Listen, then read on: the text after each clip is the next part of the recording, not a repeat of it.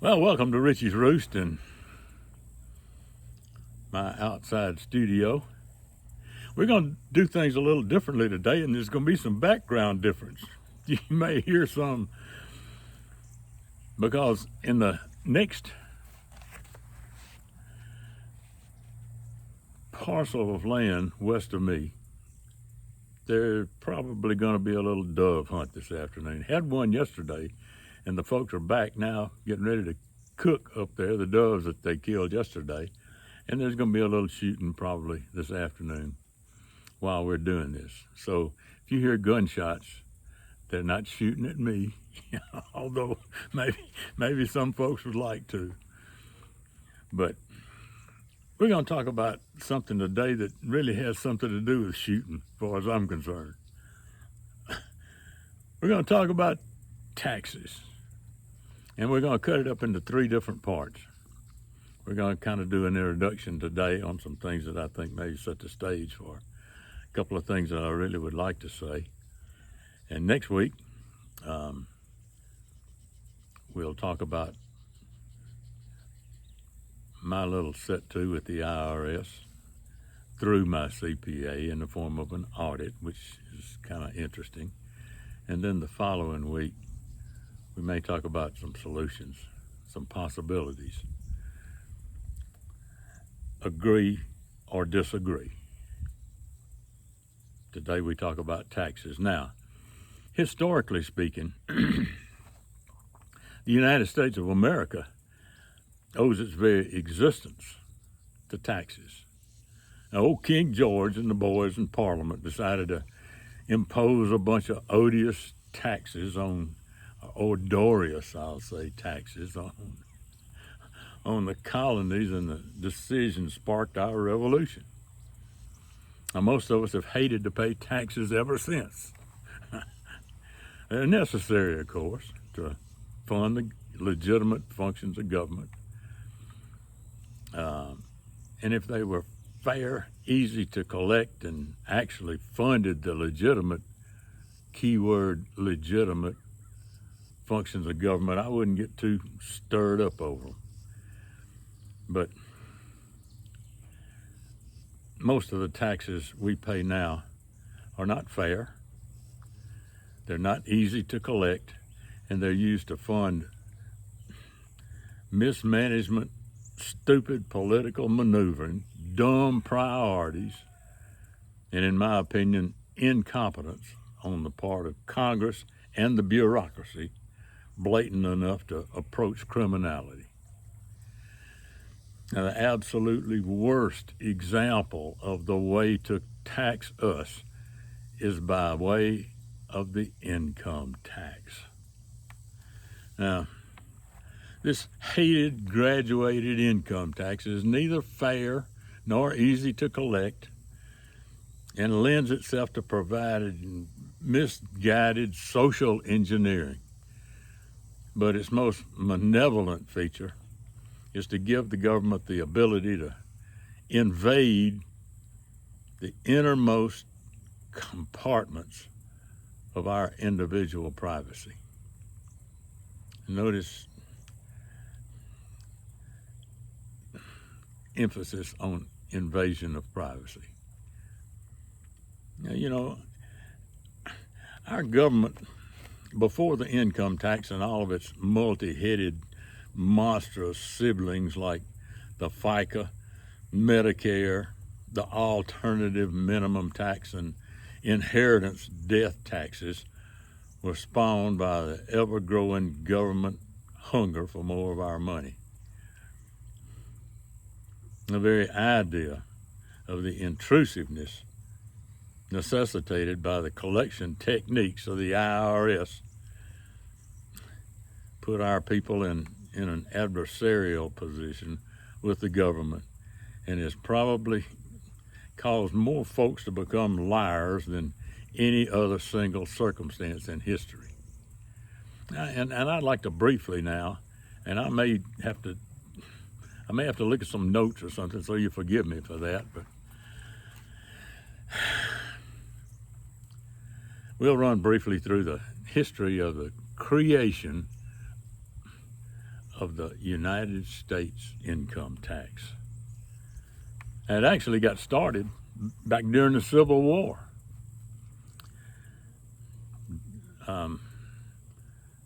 The rate that Lincoln imposed to fund the Army or to fund the war effort was about 10%, as I recall. And it was repealed after the war.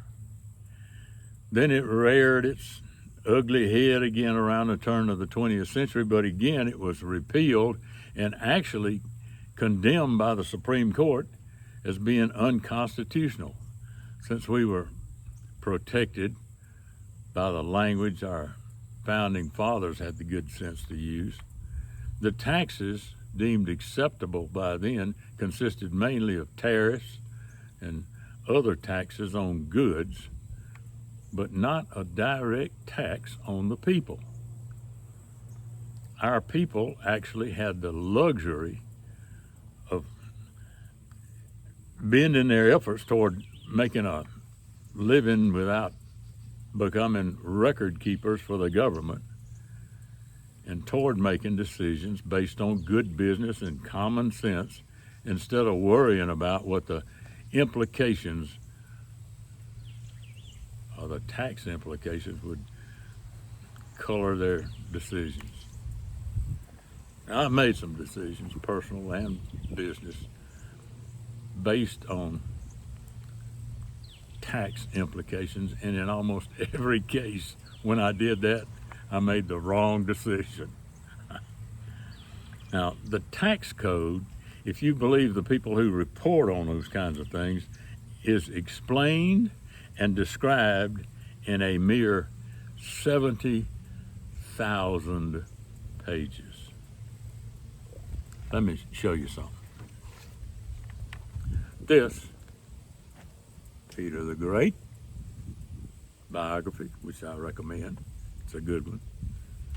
This is about 1,000 pages. Actually, it's only about 900 pages. Stack 70 of these up. It's about 2 inches thick.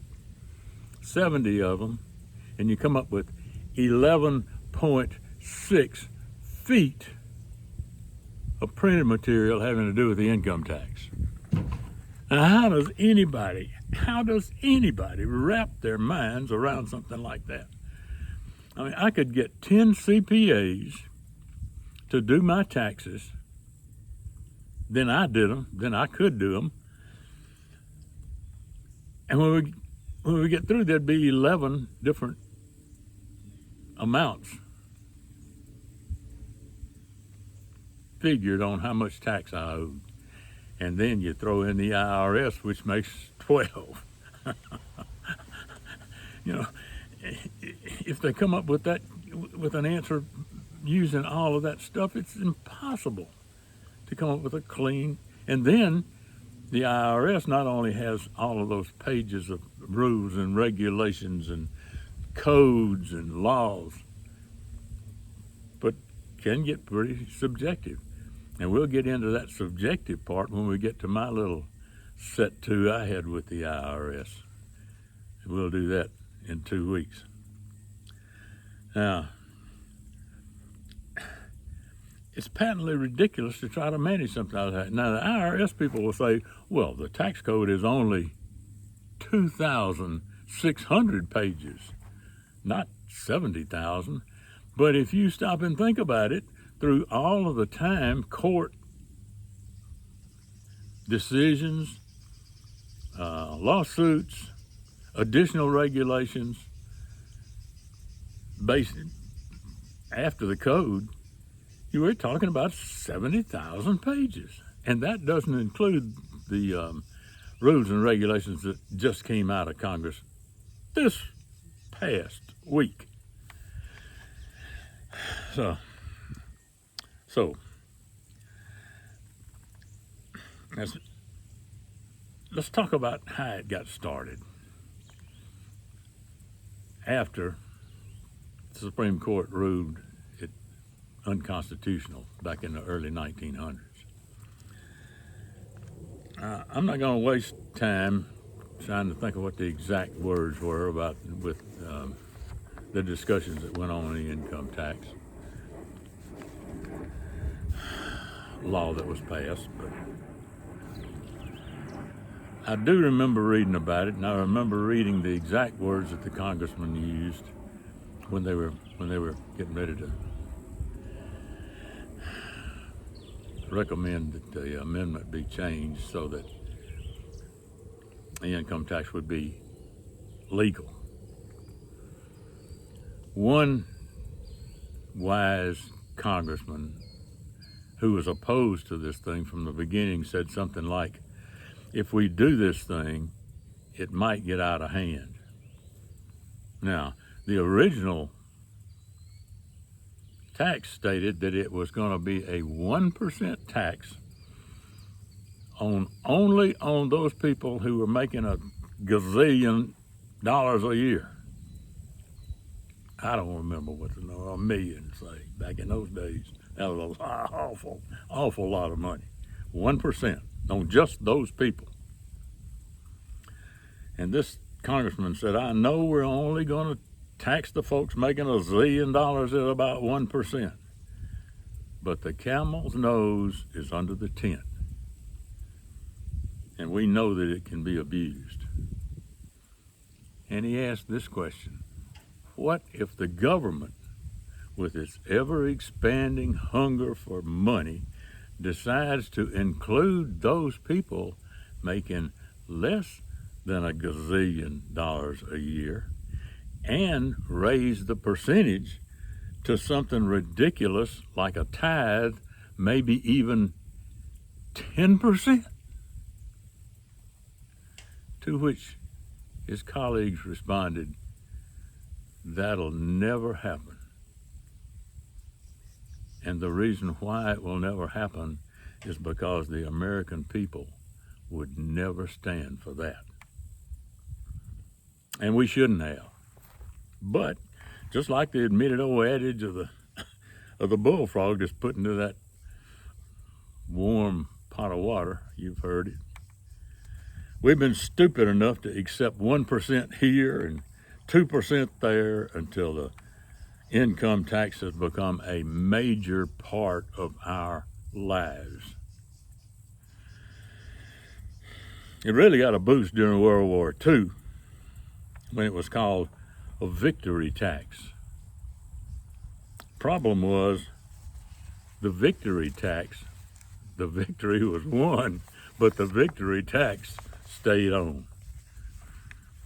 And the amount that a lot of us has to pay is bad enough, but the thing that really chaps me is that the IRS, with the undying support of Congress, can, without an individual warrant, decide they want to see how much money I give to my church, how much I spend for groceries, travel, medicine, entertainment, etc., and etc., and etc., ad nauseum.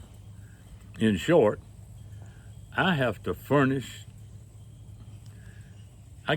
them with my checkbook, accounts of savings information, and any other records they decide that they want to see, and I have no recourse. Think about that. We're supposed to live in a free society with the right of privacy. We are the government, not the serfs of government. And where do we abdicate that idea?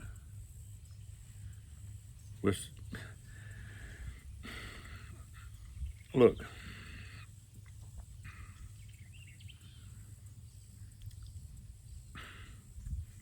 suppose you get a handful of letters one day. Everybody says, well, it's not too bad. That's really my only contact with the government. And some folks say, well, I don't have any contact with the government. And I say, well, look, listen to this. You get the feeling about how we really feel about the IRS. Suppose you get a little stack of letters one day in the mailbox, and you're thumbing through them. And one of them is a missive from the Internal Revenue Service. Which one do you open first? And is the feeling that you have, oh, wonderful, I'm getting some sort of missive from the government. I wonder what positive, cheerful things they have to say to me. I can't wait to see what they're saying. I don't have that feeling, and you probably wouldn't either. You may open it first, like most folks would, with fear and trepidation, but you may also do like one of my close friends does, and he won't even open it. He just takes it straight to the CPA and says, I don't even want to see it. I don't want to look at it. You tend to it. That's unhealthy. So, with all of those things in mind, next week we're going to talk about several things that kind of stick in my craw, and that'll get us up to my wonderful audit and the decision that was made on that. It's a cheerful thing to talk about, isn't it? Well, we'll try to do the best we can. We'll talk about it, and we'll give you some recommendations at the end of this little sojourn. So I'm surprised we haven't heard any shooting in the last few minutes. I was going to blame it on the Yankees coming down from the north again, but evidently the doves aren't flying yet. It's only about 2 or 3 o'clock in the afternoon. They'll crank up here in a few minutes, but at least we won't be interrupted by gunshots this afternoon. We may in the future. There comes one of them, one of my members of the dove shoot now. They ought to crank up here shortly. So it's been kind of loose and informal today. Normally I don't get too formal anyway, but this one's been kind of loose. I have to keep the right attitude when I'm talking about these things, or I get downright belligerent, and my wife fusses at me about that. So, until we meet again, I'm Jim Ritchie, and I'll see you again next week.